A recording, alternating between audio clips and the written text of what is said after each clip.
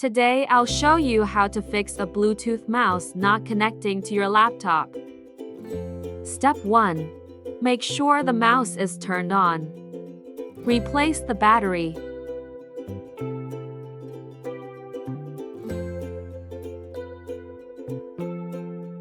Step 2. Turn Bluetooth off and on laptop and mouse.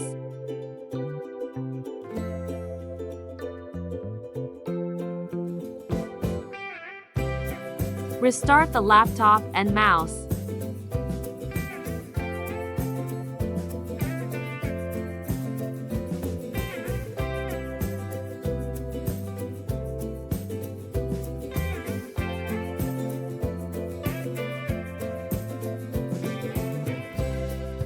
Now your mouse is connected to your laptop. Mouse is not working. Update Bluetooth driver. Right-click on the Start menu. Click Device Manager.